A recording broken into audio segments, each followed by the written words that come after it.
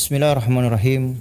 Alhamdulillah wa kafa. Wassalatu wassalamu ala ibadil ladina astafa, amma ba'd. Jemaah sekalian yang semoga dirahmati Allah Subhanahu wa taala. Kita akan melanjutkan di pertemuan sebelumnya, yaitu berkaitan awal kali puasa disyariatkan oleh Allah Subhanahu wa taala kepada umat ini, yaitu di tanggal 10 Muharram bulan Ashura. Ada kejadian apa? Hari ini kaum muslimin dan bahkan Rasulullah sallallahu alaihi wasallam juga berpuasa di puasa Ashura di 10 Muharram ini.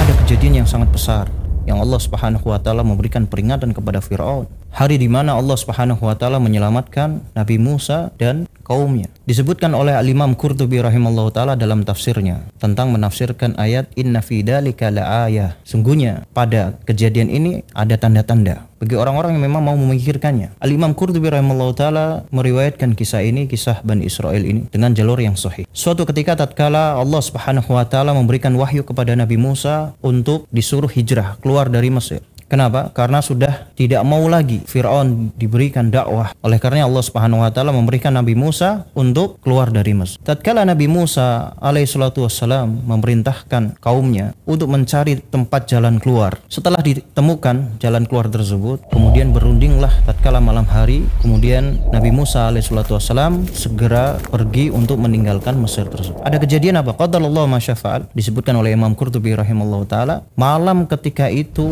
rembulan tidak mengeluarkan sinar, gelap.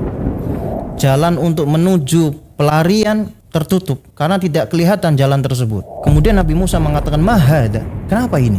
Kenapa tiba-tiba malam ini gelap sekali, rembulan tidak mengeluarkan cahayanya?" Ada seorang ulama Bani Israel menyampaikan kepada Nabi Musa alaihissalatu wassalam, "Wahai Nabi Allah Musa, aku pernah ingat dahulu Nabi Yusuf alaihissalatu wassalam pernah mengatakan bahwa kita tidak akan bisa keluar dari Mesir sampai kita membawa jasadnya Nabi Yusuf alaihissalatu wassalam." Akhirnya kata Nabi Musa alaihissalatu wassalam, "Ya sudah, siapa yang tahu kuburannya Nabi Yusuf? Ayo segera kita ambil jasadnya Nabi Yusuf, kemudian apa? Kita bawa dan kita keluar dari Mesir tersebut." Akhirnya tidak ada yang tahu. Kemudian salah seorang ulama juga dari Bani Israel, dia mengatakan ada seorang ajus Bani Israel, dan ini kisahnya terkenal, kisah ajus Bani Israel, nenek tua di zamannya Bani Israel. Tidak ada yang tahu kecuali nenek tua tersebut. Kata Nabi Musa alaihissalatu wassalam, "Iya, datangkan ke sini." Setelah didatangkan di depan Nabi Musa alaihissalatu wassalam, maka ditanyalah oleh Nabi Musa alaihissalatu wassalam, "Apakah kamu tahu kuburannya Nabi Yusuf alaihissalatu wassalam?" Jawab nenek tersebut, "Aku tidak akan memberitahu kepadamu sampai engkau memberikan permintaan kepadaku."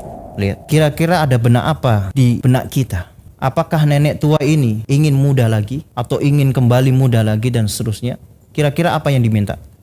Disebutkan oleh Imam Qurtubi rahimallahu taala, nenek tersebut minta bahwasanya aku masuk surga bersamamu wahai Nabi Allah Musa. Dan tentunya Nabi Musa berat karena masalah surga hanya Allah Subhanahu wa taala yang bisa memberikan. Kemudian Allah Subhanahu wa taala memberikan wahyu kepada Nabi Musa, jawablah iya. Setelah dijawab, kemudian ajus Bani Israel tersebut, nenek tua tersebut, memberikan tahu tempat kuburannya Nabi Yusuf. Kemudian Nabi Musa alaihissalam memerintahkan Bani Israel dan kaumnya untuk mengambil jasad tersebut, menggalinya.